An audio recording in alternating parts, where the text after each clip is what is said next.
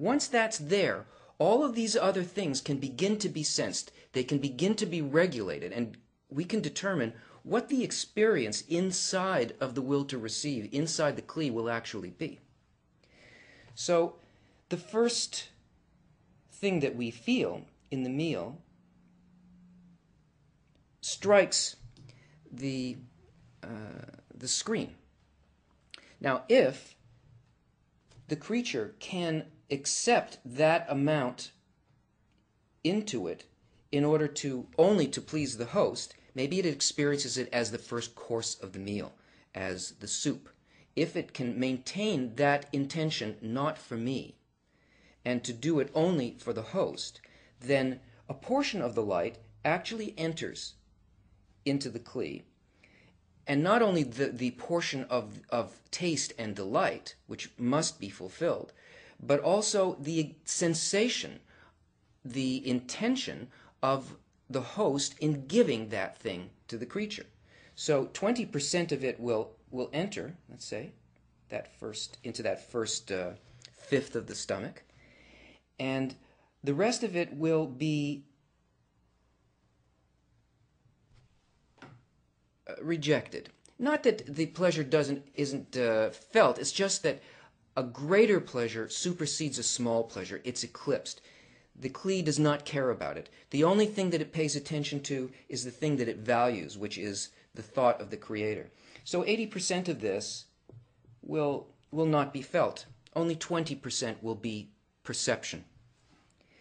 Now, if a further amount can be accepted in order to fulfill the thought of the host, then 40% fills, and only 60% of it is rejected. Now, what happens in here is that the light of the Creator, that is the thought, the level of attainment of similarity within the Kli itself, within the creature, that part of the creature that becomes like the Creator begins to grow. This is the means by which we grow a soul. And so here, this first light that was called the first 20% is the light of Nefesh, the first level of soul. Here, if this intention matches the intention of the Creator on the giving of it, a second level, Ruach, enters the Kli. This is not just knowledge. This is not some kind of intellectual thing. This is actual similarity of form with the Creator. That is, what is inside of the Kli is a direct perception of what exists outside of the Kli. This sixth sense now is telling a person what the spiritual object actually is. Not that it's soup or that it's salad, but that it is a thought in the Creator's intention towards all of creation. And when this continues to grow, where now 60% becomes filled, and only 40% is not felt, a new light enters. This light is called Neshama. That is a deeper understanding of the Creator's thought, a greater similarity. And in terms of our hunger, we've passed the main course and accepted for pleasing the host, until finally we get to the dessert and the liqueur, and we get to the level of Chaya and Yechidah. And here the creature has reached complete similarity of form with the Creator because it instituted its own thought of creation. It has an independent desire that does not depend on the external delights, but only on the thought of the creature to do something equal to the thought of the Creator.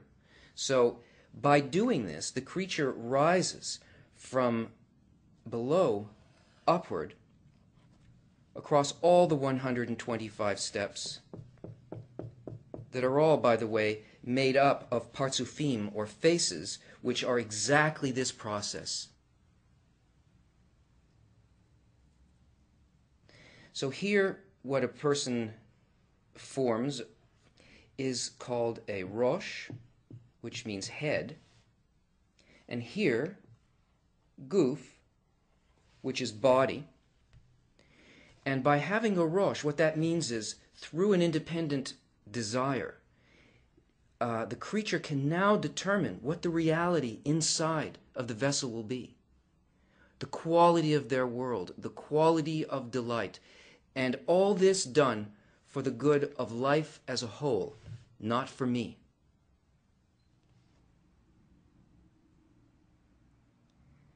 This is how Rav Lightman sums this up. We receive spiritual desires directly from above. To feel them, we need a special sense called a screen. As soon as man acquires this sense, he begins to feel pleasure through it. The pleasure is called supreme light. It enters our desire to enjoy it through the screen. The desire to enjoy supreme light is called soul. The light, as a source of pleasure, is not felt unless man acquires an additional sense capable of picking it up. All components, the light, which is pleasure, the screen, the means of reception, and the soul, the receiver, are in no way connected to the physical body. Hence it doesn't matter if a man has a body or not. As soon as man establishes contact with the supreme light, he begins to correct himself so as to be filled with it. The gradual likening of one's properties to the light and the consecutive filling with it is called spiritual ascent. The body's only a means for the spiritual advancement in this exciting process. Otherwise, it's of no interest. A small pleasure cannot be felt at all in comparison with a great delight. The larger delight suppresses it. Therefore, although a Kabbalist lives in the same world as we do, he's actually already in the spiritual world. Join us again.